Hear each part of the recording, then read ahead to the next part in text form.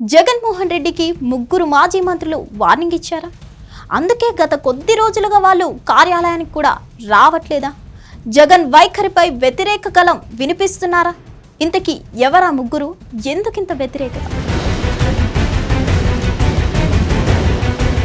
Jagan వైఖరిపై YCP మాజీ మంత్రులు వ్యతిరేక గళం వినిపిస్తున్నారట.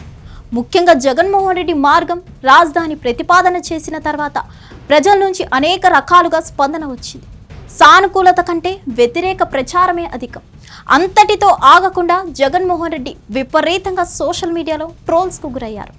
పైకి జగన్మోహన్ రెడ్డి నిర్ణయాన్ని కొంతమంది నేతలు సమర్థిస్తున్నారు, కానీ వారి ముఖంలో మునుపటి ఆత్మవిశ్వాసం లేదు. ఆపై రాజకీయ వైరాగ్యం స్పష్టంగా కనిపించింది. ఎందుకు రాజకీయాలు ఉన్నామా అని పేర్ని నాని లాంటి నేత అనడం వెనుక ఇదే ఉద్దేశం ఉంటుందనేది ఒక అనుమానం. అనవసరంగా రాజకీయాలకు వచ్చి షుగర్ బీపీలు తెచ్చుకున్నామని రోజా లాంటి వారు వ్యాఖ్యానించారు. ఈ మాటల వెనుక రాజకీయ వైరాగ్యత స్పష్టంగా కనిపిస్తుంది. అది కూడా మావిగన్ రాజధాని ప్రతిపాదన తర్వాత ఇటువంటి వ్యాఖ్యానాలు నేతల నోటి నుంచి వినిపించడం విశేషం. రాజధానుల స్టాండ్స్ విషయంలో వైఎస్ఆర్ కాంగ్రెస్ పార్టీలో ఫెయిల్యూరే ఎక్కువగా కనిపిస్తుంది. కానీ తరచూ ఇలా స్టాండ్స్ మారుతుండడంతో ప్రజల్లో ఇబ్బందికర పరిస్థితులు వస్తాయని సీనియర్లు ఆందోళన చెందుతున్నారు. సమర్థత కూడా కొంతవరకు మాత్రమే పనిచేస్తుందని ఇప్పటి వరకు జగన్మోహన్ రెడ్డిని సమర్థించిన వారు ఈ నిర్ణయంతో మాత్రం షాక్కు గురయ్యారు.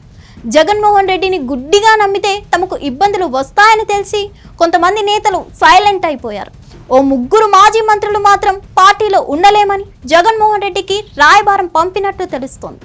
నేరుగా వారు సజ్జల రామకృష్ణారెడ్డికి సమాచారం పంపినట్లు ప్రచారం జరుగుతుంది. ఆ ముగ్గురు ఎవరో అనే చర్చ పొలిటికల్ వర్గాల్లో ఇప్పుడు నడుస్తుంది. పార్టీ పరంగా ఏదైనా విధానపరమైన నిర్ణయాలు తీసుకున్న సమయంలో అత్యున్నత నాయకులతో ఏర్పాటు చేసిన పొలిటికల్ అడ్వైజరీ కమిటీ ఎదుట ఎందుకు పెట్టలేదని ప్రశ్నిస్తున్నారు వైసీపీ నేతలు.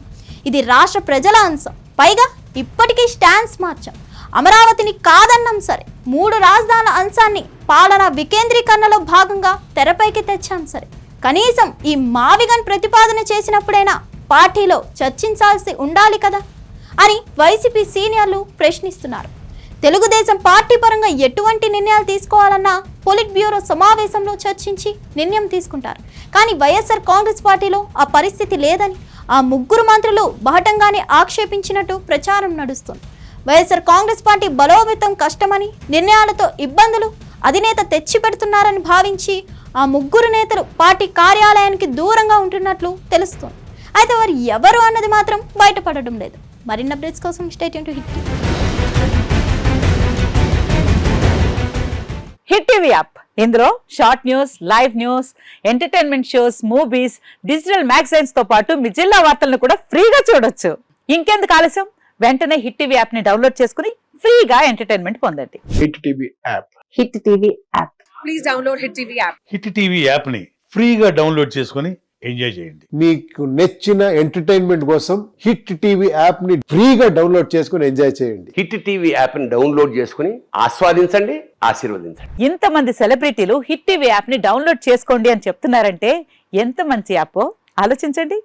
అమెరికా అమెరికా అమెరికా అమెరికాలో చదవాలనుకునే వాళ్ళకి విశ్వసనీయమైన పేరు మన శౌర్య కన్సల్టెన్సీ. UK లో 1 year masters. UK లో 1 year masters. 2 years work permit up to 5 years visa. Contact Saurya Consultancy. Contact 89851 89851.